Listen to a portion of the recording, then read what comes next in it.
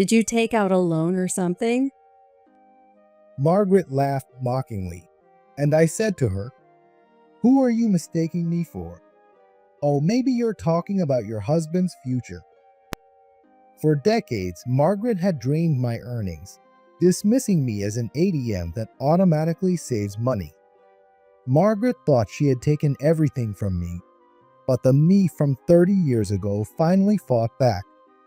My name is Daniel, and I'm a 59-year-old employee at an electronics manufacturer. I live with my wife, Margaret, who is 4 years younger than me. We met when Margaret was working at an electronics store. I was 25 and she was 21 at the time.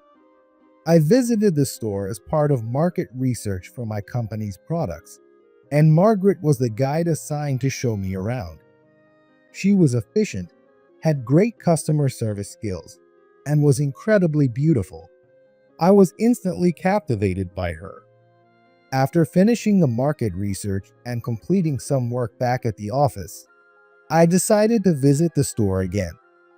I was a bit hesitant, worried that I might come off as creepy, but I felt this might be my only chance. So, I decided to take the risk and express my feelings to her, even if it meant facing rejection. When I arrived at the store, it seemed she was just finishing her shift as I saw her in the parking lot. Before I could approach her, she noticed me and ran over with a smile. Daniel, right? Thank you for earlier. What brings you here? I was so captivated by her running straight towards me that I couldn't respond to her question. What's wrong? Please go out with me with marriage in mind. As soon as I realized what I had said, I braced myself for rejection. But her response was unexpected. I was thinking the same thing. It must be fate. From then on, everything fell into place as if fate was guiding us. And 2 years after we started dating, we got married. And with our marriage, I found a new dream. After we got married, Margaret said she wanted to quit her job. I loved seeing her work and tried to convince her that she didn't need to quit, but she was adamant about becoming a homemaker to spend more time together. Since I was earning enough to support us without her working, we decided that Margaret would stay at home and support me as a housewife. Not long after we got married, we started hoping for children, but years passed without any luck. We talked about going to the hospital, but Margaret said, "As long as I have you, Daniel, that's enough," and she didn't want to pursue treatment. So we vowed to spend our lives together, just the two of us. This strengthened my resolve to achieve the dream I had set when we got married, and I threw myself into my work. Thanks to my efforts, I was promoted to manager within a few years. Both my work and personal life were fulfilling, and I was living a happy life. One day, Margaret approached me saying she needed to talk. I felt a bit uneasy seeing her so different from usual, but I tried to stay calm and asked, Is something wrong? I need $1,000. Her request caught me completely off guard. I gave her $2,500 every month for living expenses aside from rent, plus an additional $500 for her personal use. It wasn't an extravagant lifestyle, but I didn't think it was a small amount either, so I was a bit puzzled. I asked Margaret a simple question. What do you need it for? Why do you need to know? As soon as I asked, Margaret raised her voice and continued aggressively. Even though you've been promoted and your salary has increased, the amount of money I can spend freely hasn't changed. You're being too stingy. It's not fair that I'm the only one who has to scrimp and save.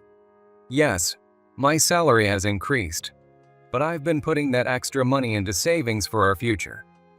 I explained, but Margaret's anger didn't subside. Then show me the savings account. Realizing it was my fault for not explaining properly, I quickly printed out the savings account information and showed it to her. Margaret snatched it from my hand and said, Give me the bank cards too. From now on, I'll manage everything. I was speechless, seeing this side of Margaret for the first time. She rummaged through the drawer where I kept the bank cards, took them all, and stormed out of the living room. From that point on, our relationship changed dramatically. I used to give Margaret a set amount of my salary each month, but now it was the opposite. Every payday, I was handed $50. Margaret even stopped doing housework, and our meals consisted of store-bought deli food. Even if I wanted to cook, I didn't have enough money to buy groceries, so I had to eat whatever Margaret provided.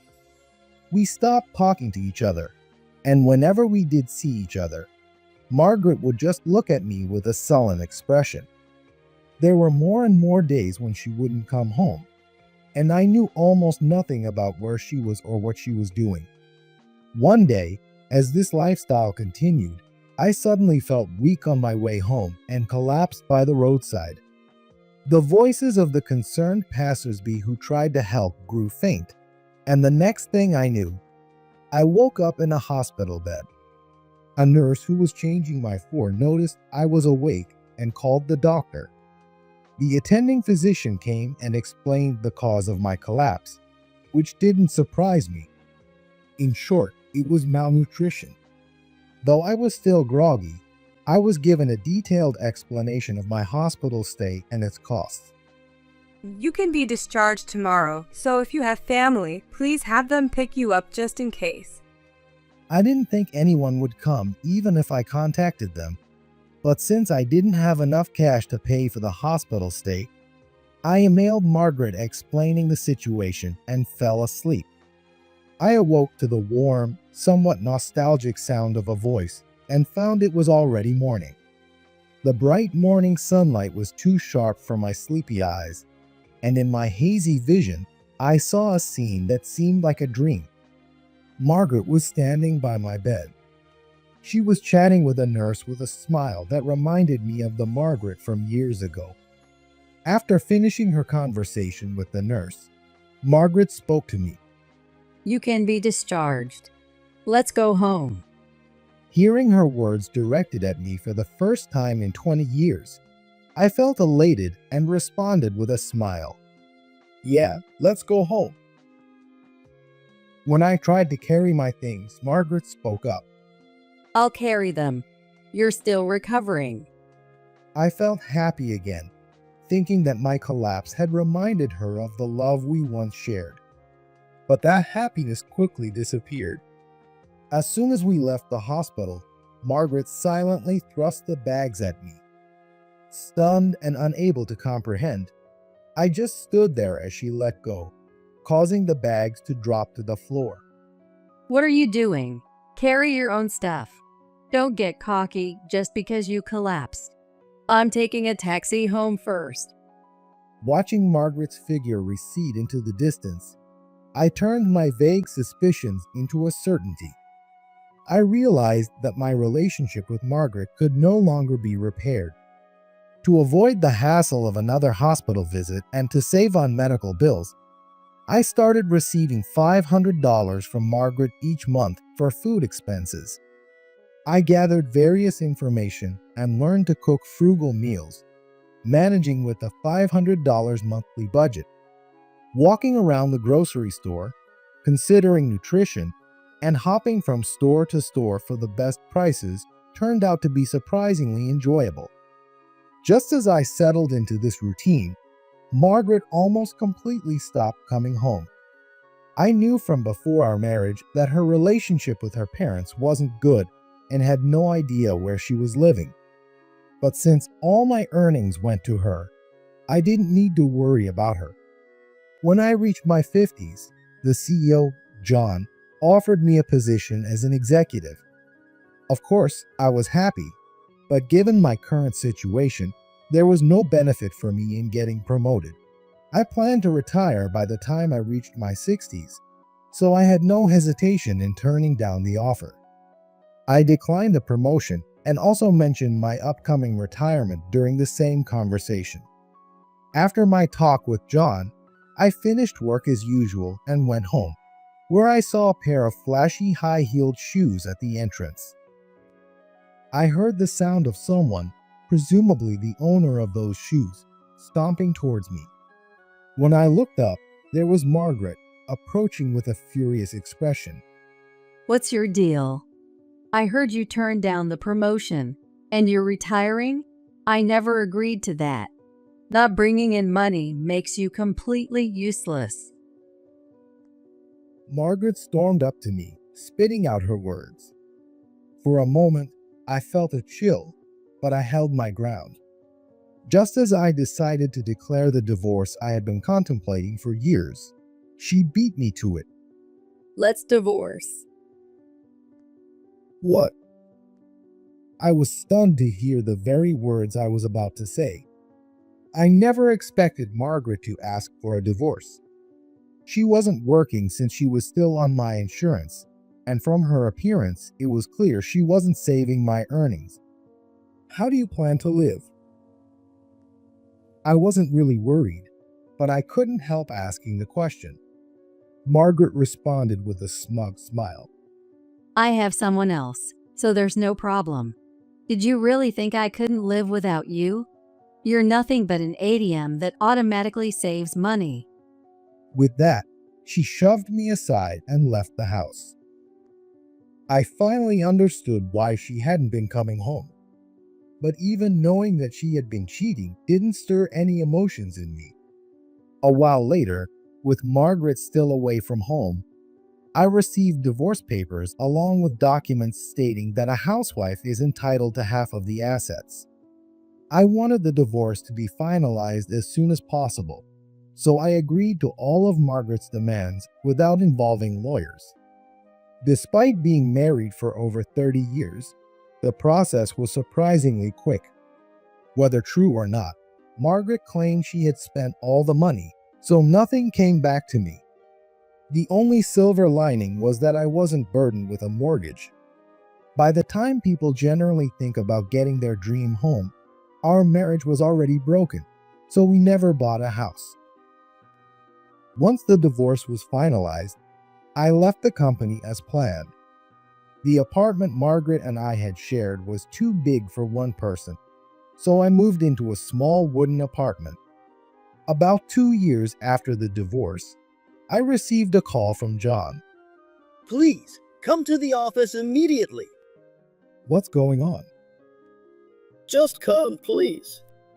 John's desperate plea left me no choice but to head to the office without knowing the reason. When I entered the CEO's office, John suddenly apologized. I'm sorry. I was completely clueless about the situation. What happened? What are you talking about? John took a deep breath, as if steeling himself, and then spoke heavily. I married Margaret. As I listened, it became clear that the someone else Margaret had mentioned was John, who was now apologizing in front of me. Apparently, when Margaret had once come to the office to bring me something I had forgotten, John, who was then an executive, fell in love at first sight. He found out my address from company records and started visiting Margaret when I wasn't home, deepening their relationship. In hindsight, it was odd that Margaret knew about my promotion rejection and my plan to retire on the day she asked for a divorce. I was too stunned at the time to realize. John had been married then, but as soon as he heard about my divorce from Margaret, he left his wife and proposed to her. They got married quickly, but after the wedding, Margaret changed. From that point on, John's experience mirrored mine. He became completely subservient to Margaret and made her the vice president. As a result, Margaret started doing whatever she pleased within the company, causing employees to quit one after another. Desperate and facing the prospect of losing all his employees, John turned to me for help.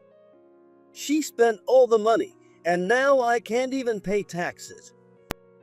After John finished talking, I coldly replied, "Are you done? I'm not exactly free." John desperately clung to my legs as I headed for the door. Please. He kept shouting, but I ignored him and left the CEO's office. When I reached the entrance, I saw Margaret. As I tried to walk past her, she called out to me. I heard you quit your job and moved, even though you have no money. Did you take out a loan or something? Who are you mistaking me for? Oh, maybe you're talking about your husband's future. I told Margaret everything I had just heard from John, even though she knew nothing about it. After hearing my story, Margaret laughed mockingly. It's pathetic that you tell such obvious lies just because I dumped you. Are you still hung up on me? You really don't know anything, do you? Well, you never knew anything about me either. I revealed the truth I had kept hidden from Margaret. You left me, remember? Why would I be hung up on you? I laughed and walked away, leaving Margaret's screams echoing in the entrance. Actually, when I got married, I set a goal and started investing in stocks. That goal was to spend a peaceful retirement with Margaret. Although it's no longer necessary, this early investment saved me. I intended to surprise Margaret, so I kept it a secret and worked on it diligently. To ensure it remained undiscovered until the right time, I rented a safe deposit box and stored all documents and banking cards related to the investment there. Ironically, this meticulous preparation for a surprise ended up being useful. Even when Margaret ransacked the house and took everything related to my finances, the investment funds were safe because of the safe deposit box. I didn't involve a lawyer during the divorce for this reason. If we went through the formal process of asset division, Margaret would find out about this money and claim half of it. To avoid that, I quickly agreed to all of Margaret's demands and divorced her. Even when Margaret treated me badly, I never touched this money, thinking about my future. I did end up in the hospital, but all's well that ends well. After I started receiving $500 a month, I focused on saving and added as much as I could to the investment funds. And as planned, I accumulated $50 million in assets over 30 years. So by the time we divorced, I already had $50 million. As I expected, once Margaret found out, she demanded a share of the assets. If you refuse, I'll hire a lawyer and take you to court. Margaret ranted and raved, but by the time I told her everything, 2 years had already passed since the divorce. While asset division can be claimed post-divorce, the right expires after 2 years. Unaware of this, Margaret's threats to hire a lawyer and cause a commotion were nothing short of ridiculous. The day I revealed the whole truth, I received a call from a former subordinate who had witnessed Margaret screaming in the entrance. As we haven't seen each other in a long time, I went out for drinks with a few of them, and at the bar, my former subordinates began to talk about everything that had happened since Margaret came to the company. Apparently, John had delegated all the detailed management tasks to his then wife, and after marrying Margaret, the company fell into chaos. Margaret, now the vice president, treated the employees like personal servants, making them run errands and buy her meals. Employees quit one after another, work was neglected, and dealings with clients suffered. Gradually, rumors about John's affair and Margaret's outrageous behavior spread outside the company, causing clients to withdraw their business one after another. The remaining employees were all planning to resign together. As I listened to my former subordinates vent their frustrations, I felt deeply sorry. I'm sorry it turned out this way. I apologized to them as Margaret's former husband. Nobody blames you, Daniel. But they all said that in unison. Let's toast to Daniel's new life. They raised their glasses together as they said that. A few years after I started living as an investor, I attended a seminar to deepen my understanding of investments, where I met people around my age and made some investment friends. Later, during a drinking session with these friends as part of an information exchange, I shared my experiences. One of them, Alex, made a suggestion. Building up $50 million in assets over 30 years is inspiring for employees nationwide. Why don't you share your story on social media? Being unfamiliar with social media at my age, I initially hesitated. However, I wanted to help anyone suffering from family issues like I had, so I decided to take action. I began learning about social media, started a blog, and shared my investment knowledge. On more popular social media platforms, I also shared the details of my 30-year marriage. While my blog initially didn't attract much attention, my social media posts about my married life quickly gained a significant following. I received many comments from people who felt trapped at home, and I continued sharing to encourage them. One day, Alex, who came up with the idea of sharing on social media, called me. Daniel, I have someone I want you to meet. When I went to the designated place, I met an editor from a major publishing company. He explained that after seeing the response to my social media posts and reading my blog, he found the information very helpful and wanted to share it with a larger audience. I think people in your age group feel more connected to print media than to online articles. I was content with my current life and wasn't particularly drawn to the idea of publishing, but his words encouraged me to give it a try. Writing a book was different from blogging, as it involved others editing my work, which was challenging. However, the thrill of tackling new challenges at my age and the sense of accomplishment afterward became a source of purpose for me. With the support of those around me, I completed the book over a year, and it was successfully published. The tagline, "The Tragic Employee Who Made $50 Million Over 30 Years," quickly became a hot topic on social media. The support and sharing from my followers helped my first book sell 50,000 copies. My blog's traffic also surged. Amid this, I received numerous requests from publishers and blogs for speaking engagements. We'll handle the management and planning. Would you consider giving a lecture? I was repeatedly asked this by the publisher. However, I had no desire for fame and didn't intend to show my face, so I always declined. But one letter changed my mind. The letter said, "Thanks to you, Daniel, I turned my life around when I was about to give up on everything. I want to meet you in person to express my gratitude." Reading this, I felt a strong desire to meet my supporters and thank them personally. Although I was reluctant to give a lecture, I decided to hold a book signing at a bookstore near the address listed in the letter. On the day of the signing, I thought there might be a chance no one would show up, but more people than I expected came, and I was able to meet the woman who had sent the letter. She had used a pen name in her letter, but her real name was Jane. We expressed our gratitude to each other and encouraged one another to enjoy the rest of our lives.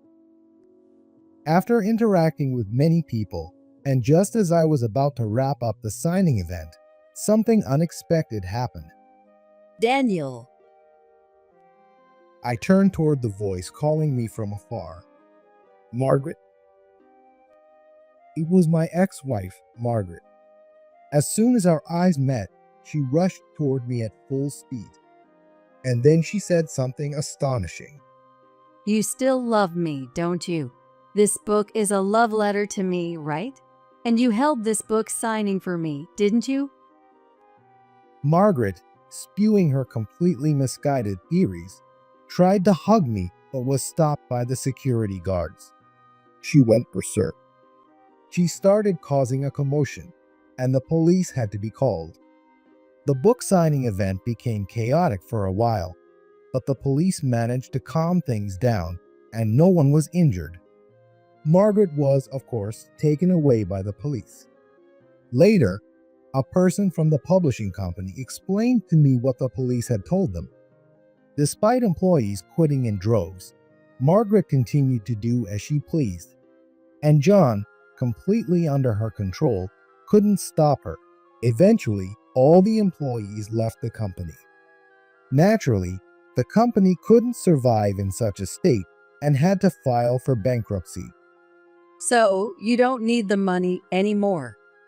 Margaret had even embezzled company funds. John finally reached his limit and demanded a divorce, but Margaret refused. Didn't he publish this book because he still has feelings for you? Desperate, John showed Margaret my book to incite her, leading to her actions that day. As for John, although he managed to get a divorce, he was left to repay the huge debts that Margaret had secretly accumulated in his name. After the incident at the book signing, the event at the bookstore spread widely, making my face well known to the public. Following police advice, I decided to move, as my address could be easily discovered. I considered moving as far away as possible, exploring various places, but none seemed right, and I was at a loss. Why not just leave the US altogether? Alex's suggestion suddenly made perfect sense.